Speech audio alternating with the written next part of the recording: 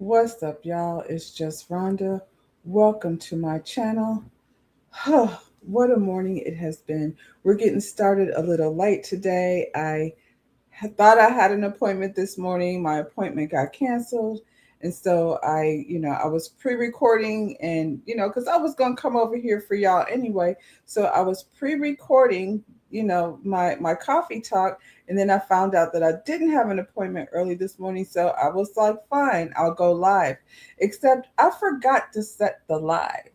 So, you know, here I am over here, doing my usual thing, technical difficulties and all. But if y'all are here late, I'm late, so you right on time. And if you not gonna be able to make it this morning, just catch me on the replay because we still doing the things that we always do. I feel like, well, it's been said, and so now I'm understanding maybe a little bit that Mercury is in retrograde. And this is an astrological phenomenon occurring 3 to 4 times annually. That means this is the first one of the year, so we got a couple few more of these retrogrades to deal with. I'm gonna make an effort to pay attention, so I can move accordingly. When Mercury appears to move backwards in the sky, signaling a 3 week period of communication breakdowns, travel delays, and technology mishaps. I wish I could blame my technology mishaps on Mercury retrograde, but I don't think that's what it is. I'm gonna go ahead and take accountability for that one myself. Travel delays, that might be, based on decisions made by the head Cheeto in charge. But travel delays are happening. I see people like trying to get through TSA lined up all the way to airport parking lots. So it's spring break. People are going to be extra traveling. It's never been an issue before. You know what I mean? We've had spring break for many, many years. And does it cause delays at the airport? Yeah, but these delays is different than delays we've seen in the past. So, good luck traveling out there. So for the next 3 weeks, it's going to be a situation that we have to pay attention to. It's a time for reflection, reviewing, revisiting past issues rather than starting new. So if you're planning on starting something new, let's go ahead and let's pause. It's spring break. Let's take a break. Don't stop what you had intended to do. You know what I'm saying? Continue whatever it is that we said we would set out to do at the beginning of the year. Just because Mercury is in retrograde, we're not going to stop. We're going to pause, reevaluate the situation and determine from here how we're going to move on through, the next phase before this retrograde happens again. So I'm not no astrology teacher. I'm just learning some of these things myself, and I'm trying to make sure that we're moving along with as many tools as we got to make this thing work because it's crazy out there. Speaking of crazy, let's take a moment to speak to our allies, to my white non racist friends. I love y'all. We love y'all. Don't get it twisted. Me loving and protecting my race does not mean I hate or fault you. We hate or fault you. We're going to, get in this thing together. We know exactly who our enemies are. They are no longer hiding it. So thank you for standing with us. We appreciate y'all. We appreciate y'all allies that are out here, helping us get the information that we need. We strong and we going to stay over here. And, over here at Coffee Talk, we talk about current events, some celebrity gossip, and we always going to take a moment to focus on the greatness that is our history and, our excellence. So that is Black. And that don't mean, we don't love y'all too. It just means we just focusing on that. And I feel like y'all, our allies, if you haven't already informed yourself, then you should make sure, you inform yourself of our greatness as well, because it's something that, it's not ever really focused on a whole lot. So speaking of greatness, let's get into the things. Did I tell y'all to like the video? Go ahead, like the video, subscribe to the channel. It's been quite a morning. let me tell you. I won't get into the details of it all, but yeah, it was a struggle to get over here. I had started a second live. Listen to me saying I'm not going to tell you the details and then get right into the story. I started a second live, and then there was a knock at my door, and my dog like lost his mind, so I had to pause it, and only to realize y'all couldn't hear nothing I was saying anyway. So that was a waste of both of our time. Anyway, where are we gonna get with? Let's get into the things that are the things. We were talking about our greatness, and our favorite president, Barack Obama, is over here in Chicago doing big things. That's where he's from. That's how you pour back into your own community. Um, Former President Barack Obama Presidential Center in Chicago, Illinois, will be opening this summer, Juneteenth, 2026. That's nice.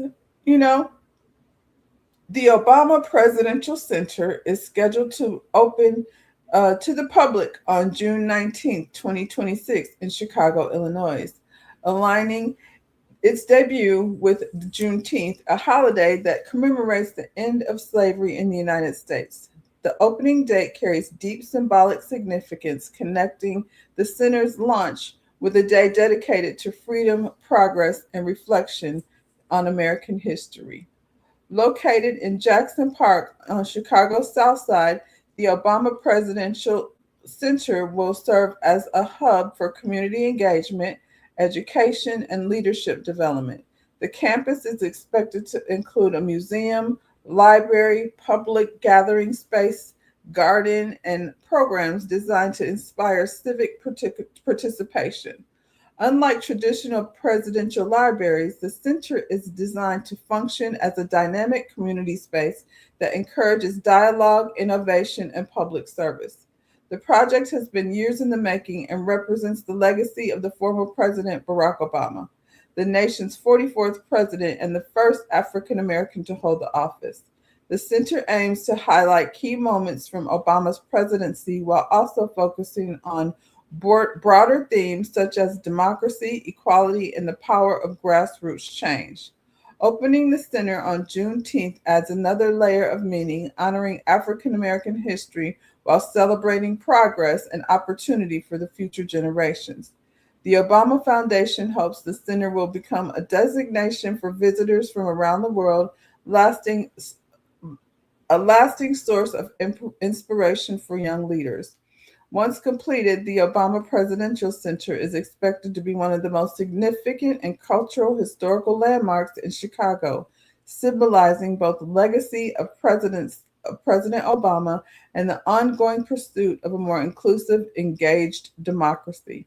Well, that sounds wonderful for Chicago and for us too. Like, Chicago is a city that's definitely on my bucket list. I've not had the opportunity to visit Chicago yet, but like I said, I want to.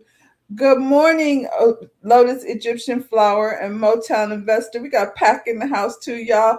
Thank you for showing up. I had a little, snafu this morning, but I'm here and we here to do the things that we always do. So I'm looking forward to hearing your input on some of the things we're here to talk about. So, yes, I have never been to Chicago. It's definitely on my bucket list of places to go.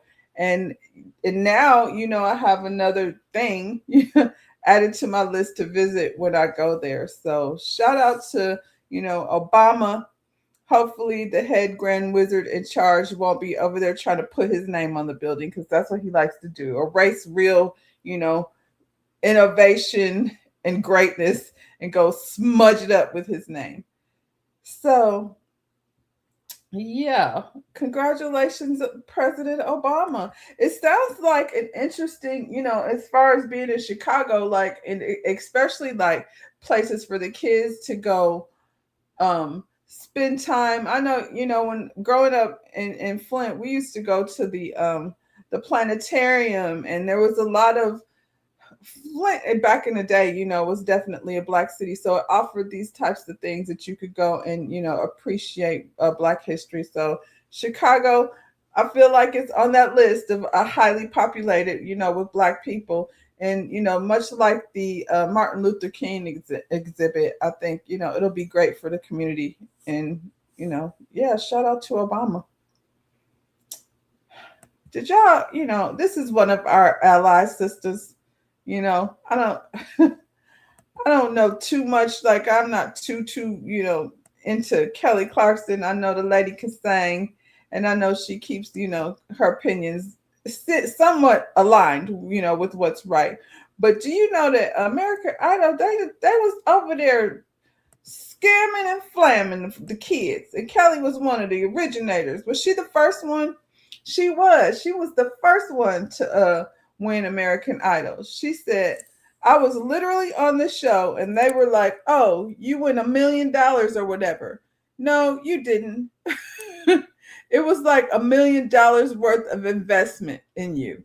That's not the same thing. Don't tell me I'm gonna win $1 million and then say we gonna invest $1 million. I mean, and she's blessed to have the career that she had, but everybody don't get that same thing. And I mean, I needed my $1 million. And then they said you get a car, and I needed it because my car was bashed in, and I couldn't afford the deductible. She didn't get no $1 million. She didn't get no car, but she got a great career. I feel like when you go on these shows, you definitely need to read the fine print. It took people like Kelly Clarkson, to go first, and all those poor girls that Tyra Banks was over there abusing along the way. I'm sorry, that's not funny, but yeah, I was like, I feel like American Idol need to give Kelly her car. It's never too late to make it right, American Idol. We, have had a lovely career, Kelly has, but get that girl her car. Y'all over there lying. Those people be broke trying to get on them shows. I don't know why I brought that over here, but it was just, the lies of it all. I don't even watch American Idol anymore. Do y'all watch American Idol? I don't get into that so much anymore. I watch The Voice every now and then, but only just for the chair turns. I don't be carrying on all the way through. I'm really excited about this, y'all. I have talked about this before. Jada Pinkett Smith returning as Lena James in A Different World sequel series. The upcoming sequel to the beloved sitcom A Different World is bringing back a familiar face as Jada Pinkett Smith officially returns her to her role as Lena James. Pinkett Smith originally portrayed Lena James during the final season of the iconic series, playing an outspoken, confident Baltimore native who quickly became a fan favorite. Her return to Hillman's College University is expected to help bridge the gap between the original show and the new generation of students. Production for the sequel is already underway in Atlanta, where Pinkett Smith has reportedly been seen filming scenes for the highly anticipated project. The revival centers on Deborah Wayne, portrayed by Mila Joy Moon, the youngest daughter of beloved characters Dwayne Wayne and Whitley Gilbert Wayne. The story follows Deborah as she navigates her freshman year at Hillman College. Several original cast members are also expected to appear in the series, including Jasmine Guy, Kadeem Hardison, Cree Summer, Daryl M. Bell, Charnel Brown, and Jennifer Lewis, with Debbie Allen serving as the executive producer and director. Will you be tuning in? I will absolutely be tuning in. For me, not American Idol. I'm looking. You stopped watching American Idol? Yeah, me too. For me, like I said, I went to college the same year as Denise Huxtable, so that was a very, a relatable time, in my college years. I did not go to the AU Center, but I went to college in Atlanta, so I spent a whole lot of time at the AU Center, and I'm glad for this next generation, getting ready to graduate, that they have some incentive, to go visit HBCUs. We have to support our HBCUs. And, y'all got to get it together. Like we say, put your hands on the table, keep your hands on the table. They have some issues over at Howard with HBCUs, with what they cost. They're definitely in the same league with Ivy League colleges, your Harvards, your Yales. So we want the kids to have the best accommodations. I know Spelman is and Morehouse is in the hood. in the hood. So, let's make sure that, the money is being put to good use. So, shout out to Jasmine Guy and, Kadeem Hardison, Cree Summer, all of the old cast coming through to reboot this. I feel like as parents, we get a chance to parents, grandparents, wherever young people, fall in. This is a good time for family programming. Different World is still on. So you can actually like get your kids geared up to see what this new different world is compared to the old one. I love watching the new Bel Air. It's a more edgy new current version of the Fresh Prince of Bel Air. So yeah, I've been talking about this for a long time. We don't have any programming for young Black people. We got Zeus and all that nonsense, and we don't want any more of that. So I'm looking forward to it, and yeah, guarantee you I will be reviewing it. So you will be getting some different world reboot content over here because I'm excited and glad to hear about it. Oops, did I miss something over here? I feel like somebody said something. Lotus Egyptian Flower, the leaders at the HBCUs have to do better. The dormitory situation at Howard FAMU is true. It's true. And so what we have to do is hold them accountable. Because it costs a lot of money to go to school over there. We, got time. What's his name? Jeff Bezos. Jeff Bezos' wife was ex-wife. His ex-wife was throwing money around at HBCUs at the start of the year, like, prizes at a circus. So they need to take the millions of dollars that she spread around, and the living situation definitely is a must. Howard, up there in DC, like there's so much around in Chocolate City for the kids to benefit from. So yeah, let's get it together. HBCUs, we'll be watching you, but y'all got a whole platform here now that's promoting, the HBCUs and getting the kids to get in there. We still want to support. I went to fashion school, but if I had not gone to fashion school, I for sure would have been at a HBCU. Let's see what else we got going on. Okay, so we got an update here. The WNBA Players Union let March 10th deadline pass without a new collective bargaining agreement as revenue sharing disputes stall negotiation. The WNBA season may be canceled. I'd say, hold on, girls, hold on. Don't give in. Don't let them pressure you. Hopefully y'all been out here getting your endorsements and things in other places to tide you over, but this is a big deal. Negotiations between the WNBA and the the Women's National Basketball Players Association are ongoing after proposed March 10th deadline to reach a new collective bargaining agreement passed without a deal. League officials and union representatives recently held a 12-hour meeting in New York in an effort to finalize an agreement before the upcoming season. But the discussions ended without a resolution.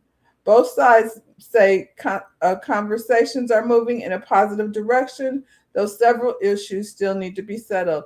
Yeah, they're going to settle that before that season starts. Girls, hold out. If it's moving in a positive direction, hold on.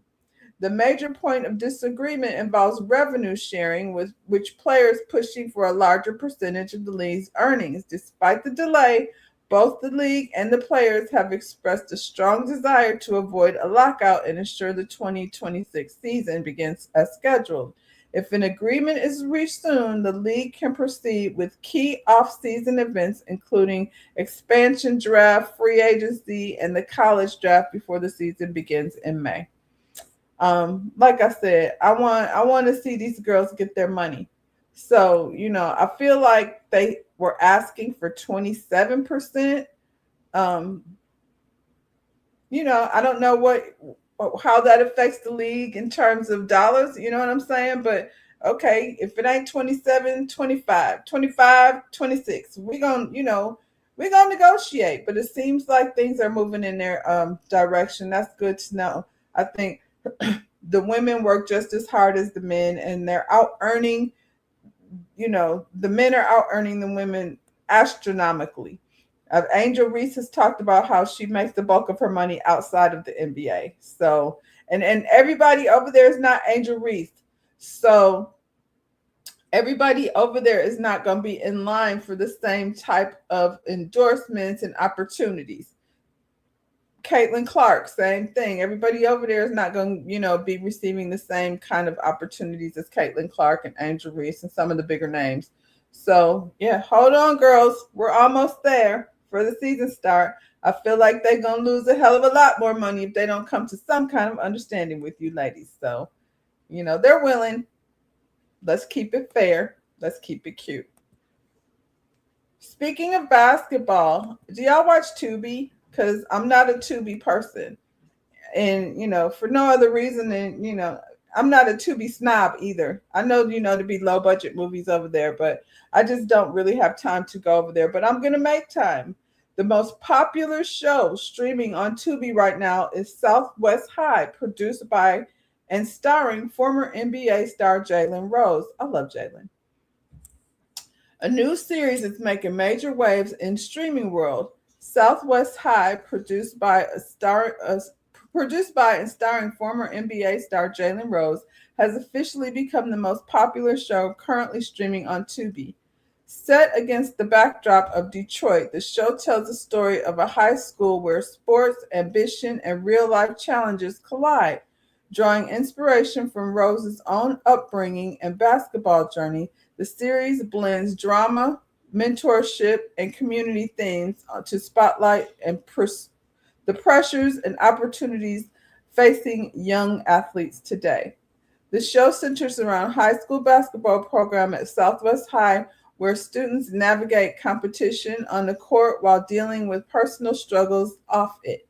Rose plays a mentor figure who guides the students, helping them balance dreams of athletic success with the realities of their life in the neighborhood. Since its release, the Tubi Southwest High has quickly gained momentum, rising to the top of the platform popularity ranking. The show's authentic storytelling and connections to real-world experiences have resonated with the audience, especially fans of sports drama and the coming-of-age stories. Jalen Rose, best known for his career in the NBA and his role in the iconic Fab Five at the University of Michigan, has long been involved with youth development and education initiatives in Detroit. Where Southwest High, he brings that passion to television, aiming to inspire young viewers while highlighting the power of mentorship and perseverance. I'm here for it. I am actually gonna check it out because I'm love supporting. First of all, it's Detroit, very close to home, and it's Jalen. So I'm a big fan of Jalen Rose, and yeah, I feel like this is the kind of programming, same thing, like different world that we need. With what's going on with the media and what is those people, USA, True Somebody USA? I don't like to talk about them, but I feel like the programming is going to be moving in a very different direction.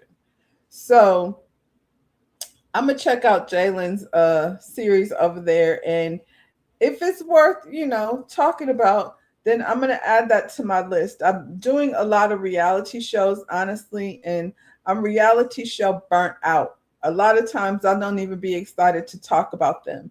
And then I come over here and you guys are like, I don't even watch that anymore. So you're here to listen to the review, but not so much engaged in the show.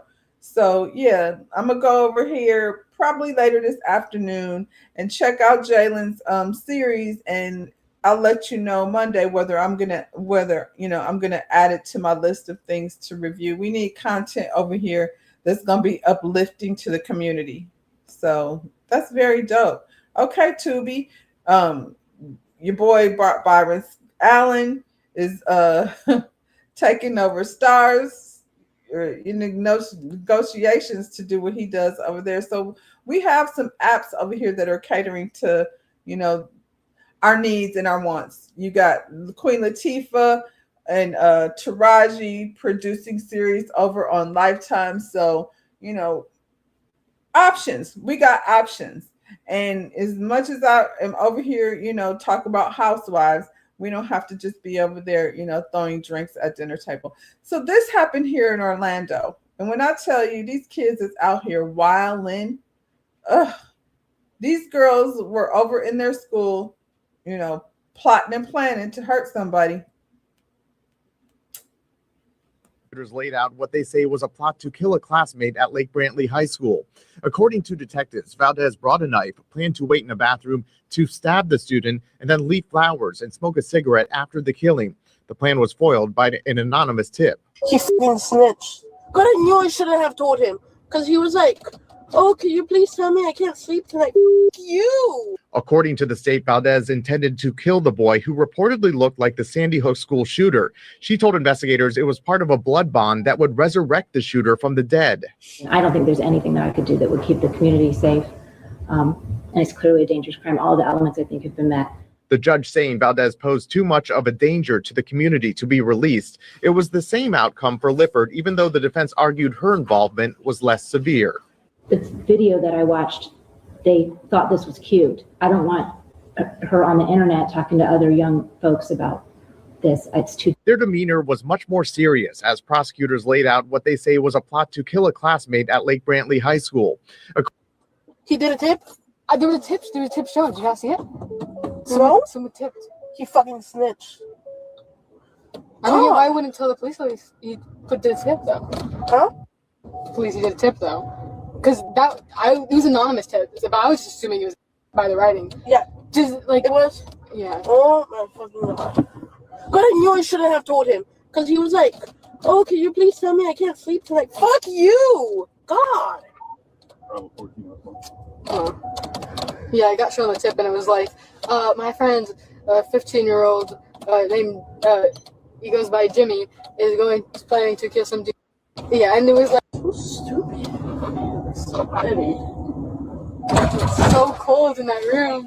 Which, I know. Dude, they had me sitting there and I was so... Dude, they took away my chocolate. No! I was able to eat, like, a part of it, like a part of the big bar. Oh my God. But I did not say it. Damn it. Bro, I wanted to come back to second period so I could have, like, nibbled on some with you. I was like, this was my main goal. These are more comfortable than the last car I was in. Police car. I had my things behind my back, but like, I had it like, really bad and shit. I had to like go into like crazy positions to feel like, comfortable. And it was an hour-long car ride. Dude, last time they didn't even put me in handcuffs. They just took me. And they let me take my stuff too. I was able to take like some of my My Little Ponies, my plush, and my phone. Oh. Ooh, you trying to look good for your mugshot? Oh shit, am I gonna get a mugshot? While we're going to jail, what do you think? Oh yeah, that's crazy. Dude, I was gonna do my makeup this morning for the mugshot, but I couldn't find anything. I'm glad I don't actually look too bad today. I look horrible. And so stupid. So petty. It's so cold in that room. And don't worry, you don't need to, don't worry, you're the butch. It doesn't matter if you look bad. Hey, at least they were gonna see me some way or another in the mugshot. Yeah, some girl was ready to kill you. Like he's probably gonna be like he's gotta be told. Like you can't. They're gonna. I wrote him a note. They said I'm gonna be able to contact parents when we get there. Me too. I haven't talked to my parents yet. I don't even know if the person knows what's going on. They don't. They haven't called mine either. At least that's. My mom's gonna be yelling at me through the phone. What are you doing? Why are you trying to kill this fucking kid? I think my mom's gonna be okay. Yeah. Look, she's probably fucking like when they're asking like, do you really want to lie? Would your parents really want you lying for Jamie? Like, yeah, they would. Like, yeah. And don't worry, you don't need to. Don't worry, you're the butch. It doesn't matter if you look bad. Hey, at least they were gonna see me some way or another in the mugshot.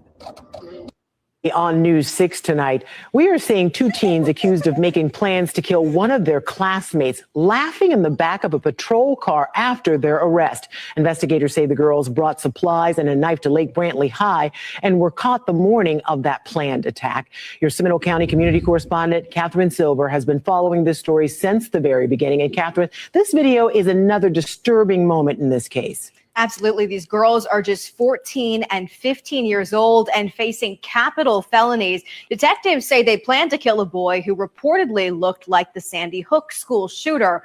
Investigators say one of them believed if she killed her classmate, she would have a blood bond that would resurrect the now deceased Sandy Hook shooter from the dead. This is the first time that we're seeing and hearing from both girls. Cameras captured the moment right after Isabel Valdez and Lois Lippert's arrest in January. On News 6 tonight. This is video we're seeing publicly for the first time. Wednesday morning, it will be shown in court. Prosecutors plan on arguing it's one of the reasons why both girls should stay behind bars. This is a motion filed ahead of the pretrial detention hearing that says that patrol car recorded everything, how the 14 and 15-year-old were discussing how much prison time they might receive, how they plan to sharpen the knife they were going to use in the attack, and what their parents might think. My mom's going to be yelling at me through the phone. What are you doing? Why are you trying to kill him?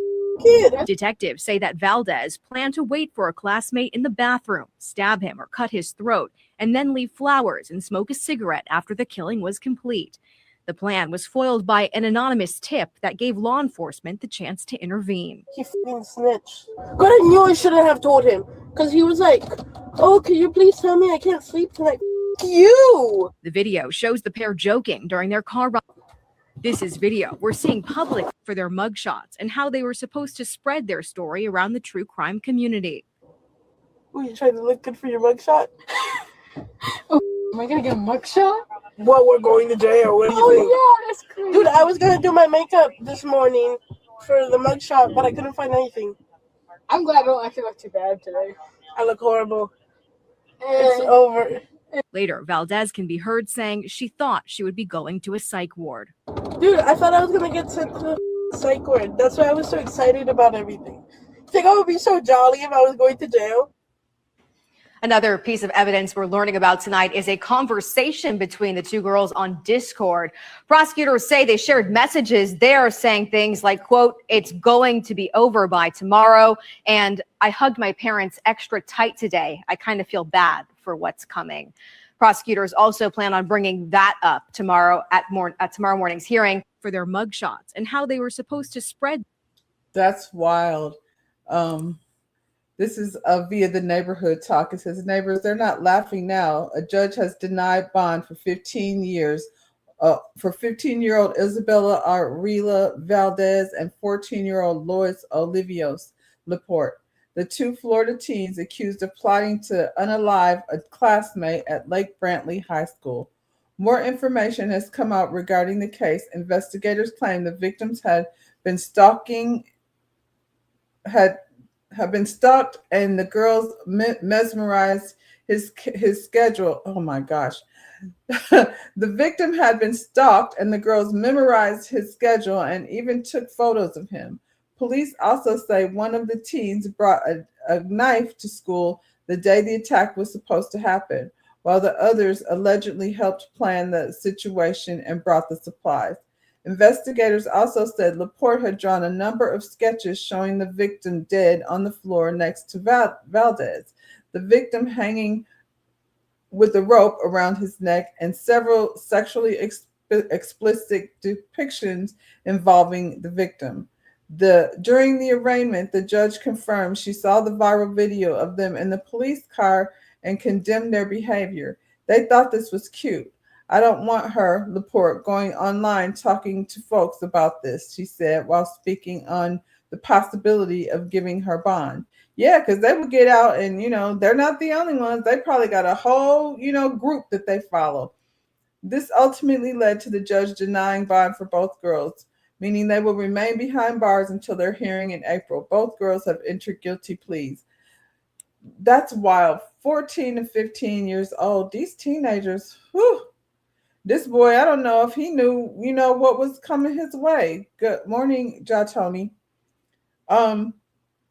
News I can use. I appreciate that, Motown investor. These girls are in the backseat talking about, their mugshot. Apparently, they shared this story with a classmate. Thank God, because things might have gone very differently. one of those girls said that her parents wouldn't care. I don't know, like these two obviously, cut from the same cloth, but as parents, do you not know who your kids' friends are? Because if you don't, then you need to. Um, when they're that young, you should definitely be picking their friends. That's wild and unfortunate. Good thing is this kid that they were plotting against, and their reasoning, because he looked like Sandy Hook. So I mean, he wasn't bullying them. Like they didn't say that he gave them any type of reason for plotting against him. But it's scary out there. It's just super scary. Yeah, help your kids pick their friends. I believe their parent. Yeah, she could. She was. They're laughing. They're not even afraid about. They're talking about. Well, dang, I should have put my makeup on for my mugshot. And the other girl is like, yeah, they asked me, like, what are my parents going to think? Would they want me to lie? Yeah, they would want me to lie. I would wonder where does she get those thoughts from to think you going to resurrect somebody? What kind of witchcraft is going on in their household? Wild. Wild. And half the times the parents don't be around. If y'all don't want kids, take them down to the adoption agency like that girl did that we talked about yesterday. Give them an opportunity to have better parents than you are if you don't want to be, having some type of positive input on the youth. Freaking scary. I never ever, when I was in school, thought about something like that happening. Never was. At worst, you was going to fight down to the bus stop. And even that's horrible. That young lady, passed away from being attacked down to the bus stop. Speaking of shitty parents, let's talk about Brian McKnight. Brian McKnight files a defamation lawsuit against Ricky Smiley Morning Show over claims he was emotionally abusive to his children. That's what they said down there. Brian McKnight is taking legal action against the Ricky Smiley Morning Show, claiming the program helped spread damaging accusations about his role as a father. I don't feel like they brought us any information we didn't already know, Brian. Your kids was out here telling us that you were a shitty father, but Ricky Smiley didn't do it. According to reports, McKnight has filed a defamation lawsuit against the show, and the show's host, Karen Clark, and Media Urban One over interviews and broadcast segments, he said, pushed false allegations about his behavior. The complaint filed in the U.S. District Court for the Eastern District of North Carolina claims the program aired unverified statements portraying him as an emotionally abusive, mentally abusive, and neglectful. McKnight is seeking $25,000. He just want to waste people's time. He's seeking $25,000 in compensatory damages for each alleged claim, along with punitive damages. Oh, so maybe it's multiple 25,000. The lawsuit stems from interviews tied to McKnight's ongoing family dispute, including a 2025 radio conversation between Clark and his ex-wife, Julie McKnight. He also challenges a December 2025 segment in that featured audio from his son, Brian McKnight Jr., alleging that the show broadcast the claims without verifying them. As of now, the show and Clark have not publicly responded to the lawsuit. Because he sounds crazy. How long ago was that? I know his son passed away. Wasn't that about a year ago now? He over here filing lawsuits? Hey, T. You said he was. We all heard him. Yes, and it wasn't just because of what Ricky said. It was because of what the son said. You said he didn't even go to his son's funeral. What is he hurting? Is he having a hard time? I guess I got my answer. Lotus Egyptian Flower said, oh, Brian tickets not selling. Okay, that has to be it. I'm like, where did this even come from? Everybody under the sun, he might as well hit every news outlet, that get them 25s from everywhere, I guess, because we've all sat here and had conversations about how Brian McKnight is the ain't shit daddy in it. That, and that came from his kid's mouth. And we've seen it all over the internet and everywhere.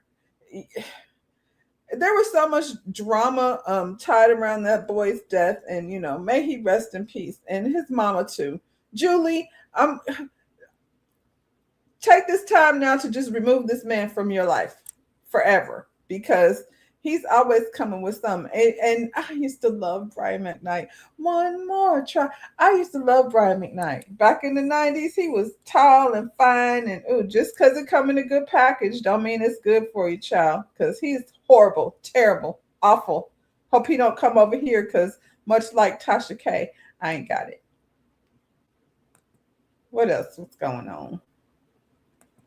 We try to stay on schedule. I won't hold y'all here until 11:30, because since I was here late. This story came up, though. So apparently there's another Michael Jackson movie, as if we needed that. But Janet Jackson is reportedly criticized Michael Jackson's biopic during a private family screening, sparking heated phone calls with brother Jermaine. Jermaine, go over there and stand in the line with Brian McKnight, for goodness sake. Tension is reportedly brewing within the Jackson family following a private screening of the upcoming Michael biopic, with Janet Jackson and her brother Jermaine Jackson allegedly clashing over the film during a heated phone call. According to the source close to the family, disagreement began shortly after the relatives gathered in Los Angeles last week to preview the highly anticipated movie. Is it highly anticipated? Because I didn't even know nothing about it. Which is set to hit theaters next month. I'm damn sure not going to the theater to watch no Michael Jackson biopic. Oh, Ja Tony's in the house. Are you going to see the movie, Ja Tony? While most family members reportedly praised the project, Janet was said to be highly critical of the film, sparking friction with Jermaine, who strongly supported the production. The conflict may carry deeper roots than differing opinions about the movie. One insider claimed Janet always been insanely jealous of Michael. Really? Why? I never heard that before. And her career is in the toilet. Is it? Because I think her tickets is selling out. I don't think she's having any problems selling no concert tickets. And she over there wearing jumpsuits and things, not belly button suits like she used to. Jermaine Jackson's son, Jafar Jackson, portrays the late king of pop in the film, which was produced by the Michael Jackson estate. That connection reportedly added another layer to the family debate over the project. According to the source, Janet was the only family member to react negatively following the screening. Even her boyfriend reportedly praised the movie, telling those in attendance, now that's a movie. Why are they calling that man her boyfriend? Did nobody say that? We was just down to the New Edition concert. We didn't say we was boyfriend, girlfriend. Y'all are so extra. Other relatives, including family matriarch Katherine Jackson, are said to support the film. How old is Katherine? 110? Does she even know what's going on? Can y'all stop it?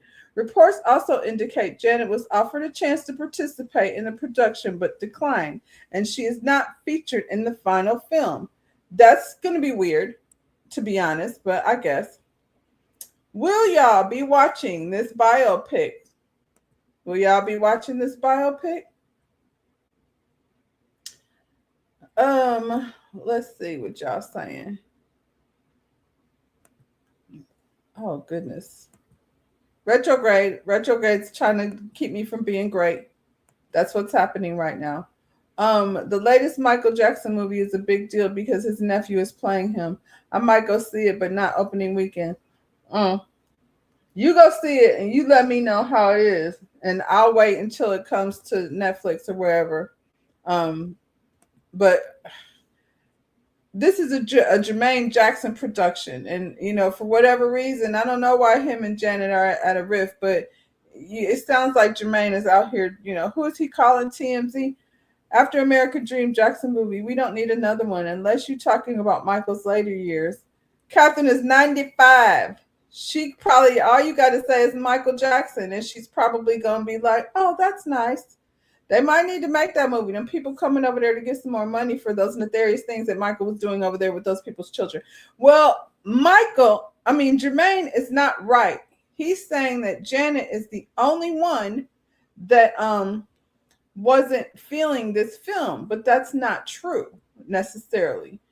There is another family member who was not happy with the movie being produced. What's his name? Domingo is, I don't know what part he plays in it or if he's in the movie.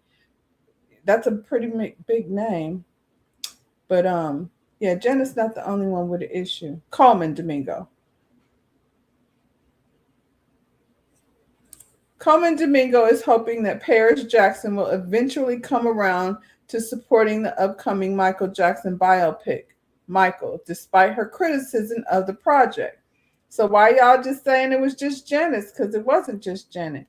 Last year, Michael's daughter, Paris, pushed back after Coleman, who portrays Michael's father, Joe Jackson, in the film, allegedly said that she and her brother, Prince, were helping behind the scenes and were very much in support of our film.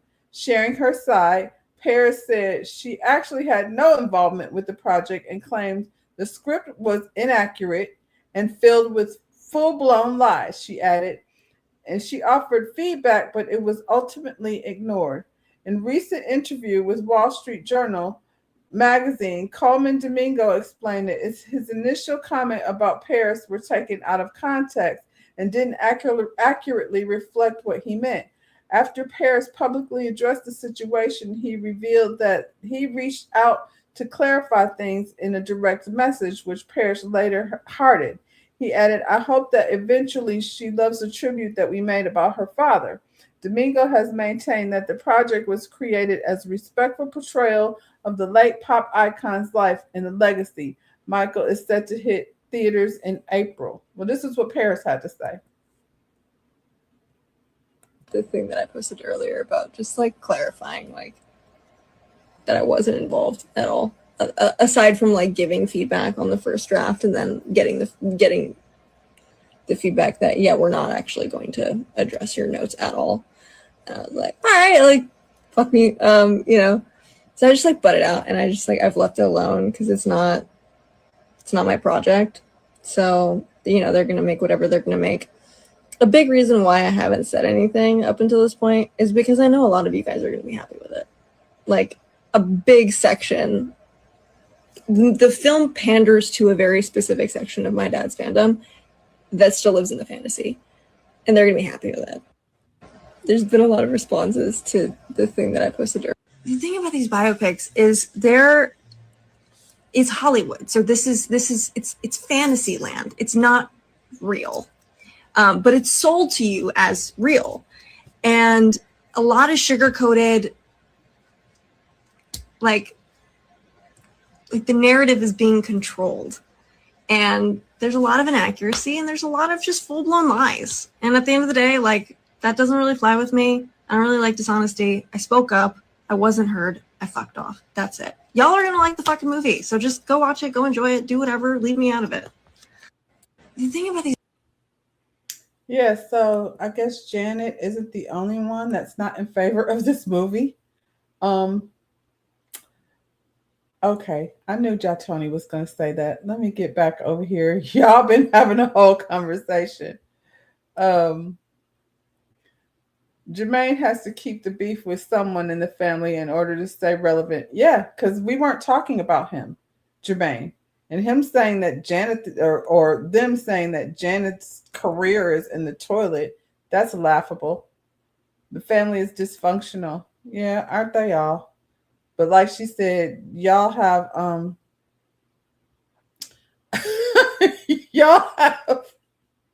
y'all have a idea of Michael Jackson that's not ever going to be tarnished. T said he meant Michael's blood family. Are you pandering to Tony T because he finds that all so funny? If you don't stop hanging out with El Cid, Miss Catherine ain't senile. Did El Cid say that? She's not even here. Is El Cid in the building? I'll have to let her know that she was brought up in the morning chat, Tony, not MJ's kids. If they weren't his kids, then whose kids were they? Oh, y'all have to stop that. How old was she when Michael passed away? there's normally some inaccuracies in biopics. Pac, are you going to see the movie? Not excuse me, miss. Um, yeah, listen, I just wonder, like, and I could go do the math. Lotus Egyptian Flower say she co-signs Ja Tony. You co-sign Ja Tony. You're also a fan of that Dallas Cowboys owner. So we gon' sometimes question your choices, Lotus Egyptian Flower, but it's all love. Um, you got Lotus Egyptian Flower back. Yeah, you better write it down. Ja Tony, you better celebrate that thing. She's over here, got your back. We need you to gift her something nice for that. I think she was low key subbing some of the things that she may have witnessed or knew about. I don't know. I don't want to get in too much of that because I don't want to upset y'all, Michael Jackson fans. Don't bring Jerry into this. She said she went. Lotus Egyptian Flower says she was a Jerry fan. I know you're not a Jerry fan, T. So I'm just saying. How did I bring that together? The way my brain thought works. It's twisted and tangled and inspired by trees, but it is what it is. Anyway. Yeah, Paris is not a fan. Janet is not a fan. Jermaine has found a way to turn his son into his brother, and y'all will let me know what you think of this biopic. I think, yeah, to some extent. I mean, they have to make it a story. I get that. And so I guess Paris wanted them to tell the truth. And she said they're not going to tell the truth. They're going to keep that story, the story that keeps everybody, like she said, his fans happy. I mean, I grew up on Michael Jackson. Two things can be true at the same dang time. What else? I think I only got one more thing left. No, okay. So let's get into this. The amount of denial as to why Target is failing should be a required case study for psychiatrists. Sales have stagnated, foot traffic has declined, and now the company has announced that they're going to invest billions of dollars into a turnaround plan. New CEO says the plan's simple: refresh stores, introduce new products, and rebuild the brand. What they don't mention is bringing back diversity, equity, and inclusion. Target spent decades building a progressive and diverse customer base just to turn around and abandon them the moment that right-wing backlash took place with Donald Trump. The result? Boycotts of their brand and customers, pledging to never return. So while they pour billions of dollars into making their stores more presentable, they will not be focusing on DEI once again or trying to bring back their progressive customers who have felt betrayed. It turns out when you cave into culture wars, you don't just lose the people attacking you, you also lose the people who support you. Target has clearly not learned that lesson yet. Will you ever shop at Target again? Let me know in the comments. That's the woke ginger. He keep you up to date on, where it's cool to shop at and, who's a MAGA store, who's not a MAGA store, things of that nature. Are y'all still shopping at Target? I haven't been to Target and I don't know when. Well, so why is Jamal saying boycott is over? Because Jamal is speaking out of turn. I'm glad you brought that up, T, because people said Jamal is not in charge of us. And he might have that lady running around in that dress that was showing all her bits, but he don't tell us what to do over here as it relates to Target. So yeah, let's get into what the people said. Did Jamal stop shopping at Gucci? I'm sure he did not. I'm sure he did not. Jamal he's problematic. He's probably, anyway, let's see what this lady had to say. Jamal is not in charge of us. Our weekly Negro meetings, this never came up. Who said the boycott over? Jamal Bryant? No shade to Jamal Bryant. Great order. Yeah, he talk good shit sometimes. He don't tell us what to do. And this is not to Jamal Bryant. This is to Target. This is to America. There's no one person that controls Black people. There's no leader in the Black community. And that's by design. Because every time we had one, you killed them. Every time we had one, you arrested her and killed her. Yeah. Or you sterilized her. Shout out Fannie Lou Hamer. So there's no leader telling us what we're going to do and what we're not going to do. And let me tell you something. Black women said we're not going to that goddamn store. Yeah. So, I mean, shout out to Jamal Bryant for trying to take the lead. I don't know why you would want to do such a thing when this country is notorious for killing leaders and schools of girls. Why you would want to step up to that plate and eat, I have no idea. Do your thing. But stop what boycott. Y'all getting that Kmart treatment. You can revamp, revise, renew. We not going back. What are you talking about? The DEI boycott over. Girl, bye. Yeah, she said Jamal is not in charge. So y'all still here for Go to Target? I haven't been to Target in a really long time, and I don't miss it. And, you know, I'm trying very hard to cut out that other box store. So, yeah. Jamal, thank you for what she say? He say some good shit sometimes. Not this time, Jamal. Thank you for your time. Have a nice day. Get out here. I won't be going back to Target. Like I said, I don't miss it. Y'all ain't, you know, gonna Paula Deen me. They think we go for any and everything. It's so annoying. Anyway, we're going to end on a positive note because that's what we like to do around here. This Black man owns Southern California's largest farm, 250 acres strong. Good goodness, that's a lot. This is not just the land. This is the Black history being made before our very eyes. Owning the largest farm ranch in Southern California is more than a headline. It is a bold display of ownership, vision, and the building of generational wealth that smashes every ceiling in sight. This is the kind of jaw-dropping move that shatters every stereotype about where Black ambition and success can reach.